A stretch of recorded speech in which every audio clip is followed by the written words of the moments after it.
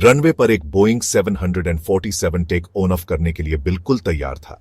घनी धुंध के बीच पायलट ने थ्रस्ट लिवर ऊपर किए, हेडलाइट्स ऑन की और एयरक्राफ्ट अब टेक ऑन स्पीड को क्रॉस कर चुका था। एक ऐसी स्पीड जहां से वापस होना नामुमकिन के करीब होता है। लेकिन ऐन इस मौके पर धुंध के बीच एक साया नमूदार होने लगा, और यह साया था एक दूसरे बोइंग 747 का, जो उसी रनवे पर उल्टी डायरेक्शन में अब सिर्फ चंद मीटर्स ही दूर था। इसके बाद जो हुआ उसको इमेजिन करना भी काफी मुश्किल है।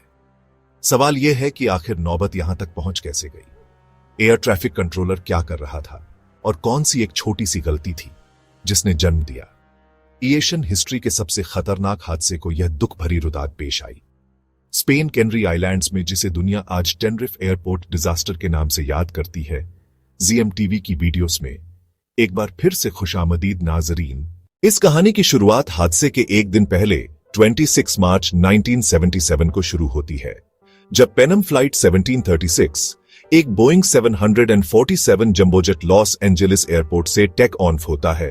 इसको न्यूयॉर्क में लैंड करके कुछ पैसेंजर्स उठाने थे और फिर इसकी फाइनल डेस्टिनेशन थी समंदर पार कैरी आइलैंड्स का शहर लास पाल्मस। यह एक चार्टर्ड फ्लाइट थी और इसी वजह से पूरी तरह बुक्ड थी, जिसमें ज्यादातर बड़ी एज के पैसेंजर सवार थे जो लास पाल्मस में क्रूज शिप को एंजॉय करने का इरादा रखते थे। लास पाल्मस कैनरी आइलैंड्स का कैपिटल है, जो मोरक्को की कोस्ट से तकरीबन 100 किलोमीटर दूर स्पेन का सबसे सदर्न पार्ट है। यह जगह अपने ट्रॉपिकल मौसम की वजह से दुनिया भर में काफी फेमस है। लेकिन 1977 में कैनरी आइलैंड्स की खूबसूरत डाल के पीछे एक पॉलिटिकल टेंशन छुपी थी। यहां एक ग्रुप, जिसको MPAIAC कहा जाता था, स्पेन से कैनरी आइलैंड्स की आजादी के लिए आवाज उठा रहा था, और अपनी इस कैंपेन के लिए अक्सर यह ग्रुप वायलेंस का सहारा भी लेता। और इसी तरह के ही एक वायलेंट इवेंट से इस खतरनाक हादसे की शुरुआत होती है। पेनम फ्लाइट 1736 ने न्यूयॉर्क के JFK इंटरनेशनल एयरपोर्ट से पैसेंजर्स उठाए और रवाना हो गई लास्ट पाल्मस आइलैंड की जानिब। इसके केबिन क्रू में शामिल 56 ईयर्स के captain Victor Grubbs, first officer 39 years के रॉबर्ट ब्रेक और 46 ईयर्स के फ्लाइट इंजीनियर जॉर्ज वॉन समेत 13 फ्लाइट अटेंडेंट्स और 380 पैसेंजर्स शामिल थे। ये तो सारी डिटेल्स थी पेनम फ्लाइट 1736 की, जो अब अटलांटिक ओशन के ऊपर क्रूज कर रही थी। अब आते हैं दूसरे जहाज की तरफ, जो इसी हादसे का शिकार होना था। नीदरलैंड्स के शहर एम्स्टर्डम एयरपोर्ट पर KLM फ्लाइट 4805 तैयार हो रही थी। यह भी एक बोइंग 747 ही था, और इसको भी कैनरी आइलैंड्स के शहर लास पाल्मस ही जाना था। इसके कॉकपिट में 50 साला कैप्टन जैकोब 42 ईयर्स के फर्स्ट ऑफिसर क्लास और 48 ईयर्स के फ्लाइट इंजीनियर विलियम शामिल थे। इसमें 11 फ्लाइट अटेंडेंट्स और 235 पैसेंजर्स सवार थे। KLM फ्लाइट 4805 ने बोर्डिंग के बाद एम्स्टर्डम इंटरनेशनल एयरपोर्ट से उड़ान भर ली।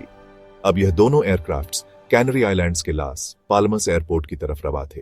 इसी दौरान लास पाल्मस एयरपोर्ट पर दो आदमी टर्मिनल बिल्डिंग की तरफ बढ़ते हैं और एक फ्लावर शॉप के बाहर एक बैग रखकर कहीं गायब हो जाते हैं।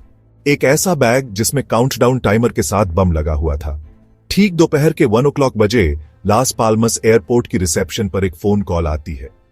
अगली तरफ वाले शख्स ने अपना ताल्लुक MPAIAC ग्रुप से जाहिर किया और कहा कि अगले 15 मिनटों के बाद लास पाल्मस एयरपोर्ट में बम ब्लास्ट होने वाले हैं। एयरपोर्ट के अमले ने फौरन हरकत में आते ही 15 मिनट से पहले पहले पूरा लास पाल्मस एयरपोर्ट खाली करवा दिया, और उनकी यह भगदड़ तब खौफ में बदल गई जब ठीक 15 मिनटों के बाद हुआ एक जोरदार धमाका।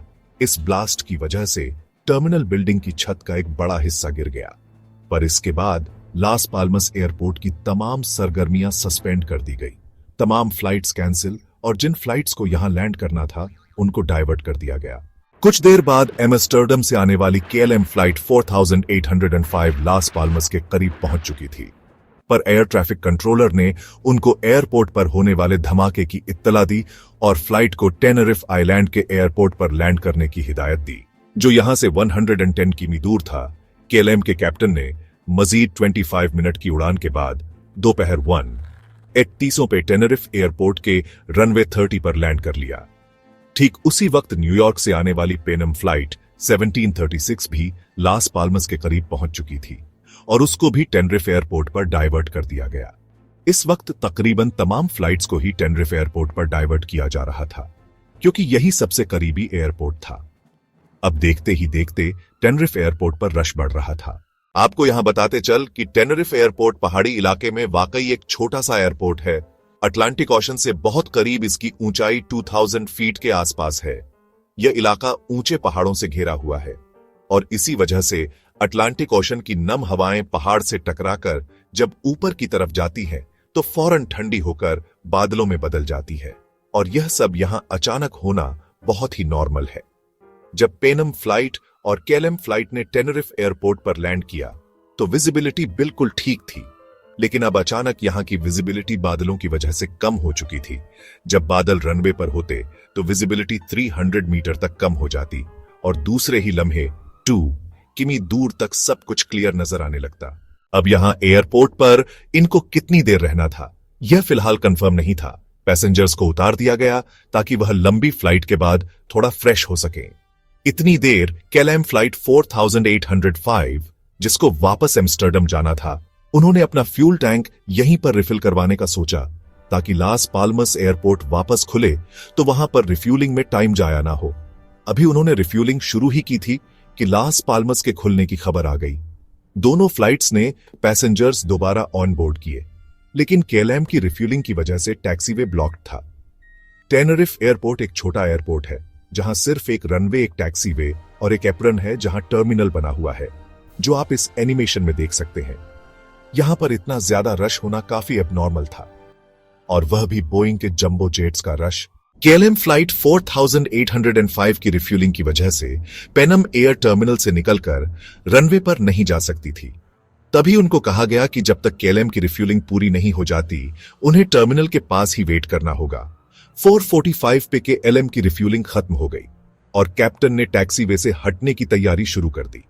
अब क्योंकि एप्रन दूसरे जहाजों से भरा हुआ था जो टैक्सी वे को भी ब्लॉक किए हुए थे, तभी टेक ऑन ऑफ के लिए रनवे के ईस्ट एंड तक जाने के लिए कंट्रोलर ने केएलएम के पायलट्स को जो टैक्सीवे के बिल्कुल वेस्ट साइड पर पार्क था इंस्ट्रक्शंस दी कि वह रनवे पर ही टैक्सी करते हुए एक्सट्रीम ईस्ट एंड पर जाकर 180 डिग्रीज टर्न लेकर टेक ऑन की तैयारी करें।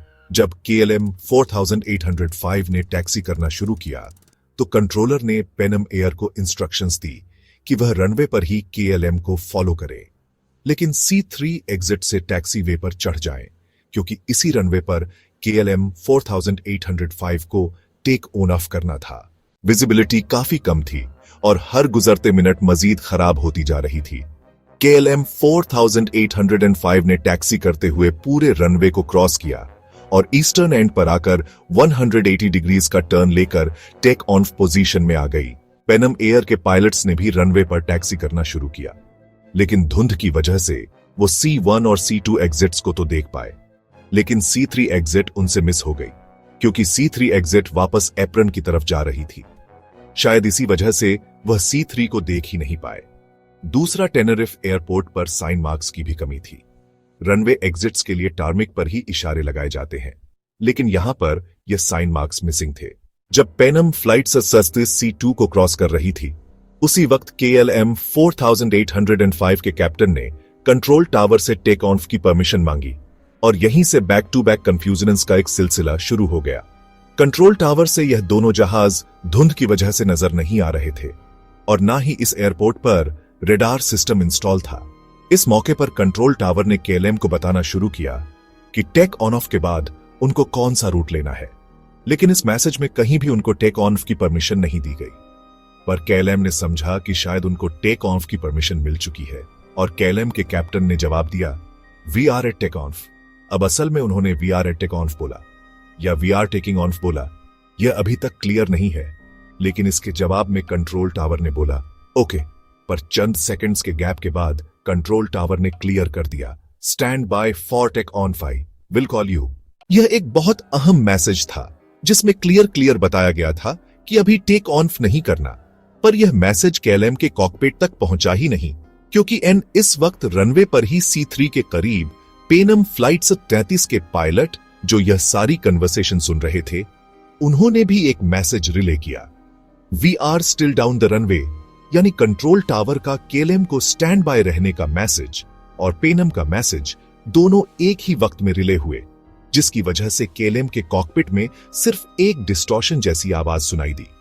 पेनम फ्लाइट 37 जो अब अनजाने में C3 को क्रॉस कर चुकी थी, उनको कंट्रोल टावर ने बोला कि जब आप रनवे को एग्जिट करें तो मुझे बता दें, जिसका पेनम के पायलट्स ने ओके का जवाब दिया। पर इस वक्त तक केएलएम फ्लाइट 4805 के कैप्टन ने थ्रस्ट लीवर्स ऊपर कर दिए थे, यह समझते हुए कि कंट्रोल टावर की परमिशन मिल चुकी है। अब यहां पर केएलएम के फ्लाइट इंजीनियर ने कंट्रोल टावर का पेनम फ्लाइट को दिया गया मैसेज सुन लिया था और उन्होंने फौरन कैप्टन को बताया कि अभी तक वो रनवे पर ही हैं। लेकिन पता नहीं क्यों कैप्टन ने शायद शोर में कुछ और ही समझा और सिर्फ इतना बोला, ओह यस, और टेक ऑन ऑफ जारी ही रखा। धुंध की वजह से उनको सिर्फ 300 मीटर का एरिया दिख रहा था। इसी दौरान अचानक पेनम के पायलट्स को रनवे पर धुंध के बीच हेडलाइट्स जाहिर हुई। पहले तो उनको लगा कि शायद के एलएम फ्लाइट रुकी हुई है, लेकिन अगले ही लम्हे उन्हें अंदाजा हो गया कि यह तेजी से उनकी तरफ बढ़ रही है। उन्होंने फौरन जहाज को मोड़ने की कोशिश की, लेकिन अब बहुत देर हो चुकी थी। केएलएम का राइट इंजन पेनम के फर्स्ट क्लास पोर्शन को उड़ाता हुआ ले गया। लैंडिंग गियर भी टूट गया और जहाज 150 मीटर दूर रनवे पर जा गिरा और उसमें खौफनाक आग भड़क उठी। क्योंकि इसका फ्यूल टैंक पूरा फुल था, तो आग की शिद्दत का अंदाजा आसानी से लगाया जा सकता है। इसमें मौजूद तमाम 248 पैसेंजर्स मौके पर ही हलाक हो गए। वहां पेनम फ्लाइट के पैसेंजर्स को तो यह सोचने का भी मौका नहीं मिला कि आखिर हुआ क्या है। फर्स्ट क्लास के पैसेंजर्स तो मौके पर ही खत्म हो गए, लेकिन नीचे इकोनॉमी क्लास के कई पैसेंजर्स को छत में हुए सुराख से निकलने का मौका मिल गया। कई ने 20 फुट की ऊंचाई से छलांग लगाकर अपनी जान बचाई। पेनम फ्लाइट के 396 पैसेंजर्स में से सिर्फ 61 लोग ही जिंदा बच सके। शायद मजीद लोग जिंदा बच जाते, लेकिन धुंध की वजह से कंट्रोल टावर को इस एक्सीडेंट का कुछ देर बाद इल्म हुआ। वह भी तब जब एप्रन पर खड़े दूसरे जहाज ने रनवे पर भड़कते हुए शोले देखे और कंट्रोल टावर को बताया। रेस्क्यू सर्विस की गाड़ियां भी धुंध की वजह से ज्यादा तेज नहीं चल पा रही थी। इस हादसे में टोटल 583 जाने पलक झपकते ही जाया हो गई। इन्वेस्टिगेशन में दोनों जहाजों के कॉकपिट वॉइस रिकॉर्डर का जायजा लिया गया और यहीं से ही सारी डिटेल्स पता चली जो आपने इस वीडियो में देखी है। इन्वेस्टिगेशन टीम ने यह रिजल्ट निकाला कि इस हादसे के पीछे चेन ऑफ इवेंट्स थे। पहले तो लास्ट पाल्मस पर बॉम्ब ब्लास्ट, फिर केएलएम का टेनरिफ एयरपोर्ट पर अपना फ्यूल टैंक फुल करवाकर टैक्सी वे को ब्लॉक करना। अगर वह ऐसा न करते तो पेनम फ्लाइट 737 पहले ही टेक ऑफ कर जाती। उसके बाद अचानक विजिबिलिटी कम हो जाना और पेनम का C3 एग्जिट को मिस करना पर इन्वेस्टिगेशन टीम ने इस हादसे का जिम्मेदार केएलएम फ्लाइट 4805 के क्रू को ठहराया, क्योंकि आफ्टर ओनेल उन्होंने बगैर परमिशन के टेक ऑफ जारी रखा, जबकि 5 सेकंड्स पहले फ्लाइट इंजीनियर ने कैप्टन को रोका भी था। टेनरिफ एयरपोर्ट डिजास्टर पूरी एविएशन इंडस्ट्री के लिए एक वेकअप कॉल साबित हुई। इस हादसे के बाद एविएशन इंडस्ट्री में बहुत बदलाव देखा गया। कॉल साइंस में तब्दीली की गई, उनके रूल्स चेंज किए गए, तमाम एयरपोर्ट्स पर रेडार को मैंडेटरी किया गया और रनवे पर होल्डिंग पॉइंट्स और इंडिकेटर्स का होना लाजमी करार दे दिया गया। आज टेनरिफ आइलैंड पर 2 एयरपोर्ट्स मौजूद हैं। जहां यह हादसा हुआ था वह नदर्न एयरपोर्ट है, जबकि साउथ में भी एक नया एयरपोर्ट बनाया गया है जिसकी ऊंचाई कम है और वहां बादलों और फोग की वजह से विजिबिलिटी मुतासिर नहीं होती। उम्मीद है जम टीवी की यह वीडियो भी आप लोग भरपूर लाइक और शेयर करेंगे। आप लोगों के प्यार भरे कमेंट्स का बेहद शुक्रिया। मिलते हैं अगली शानदार वीडियो में।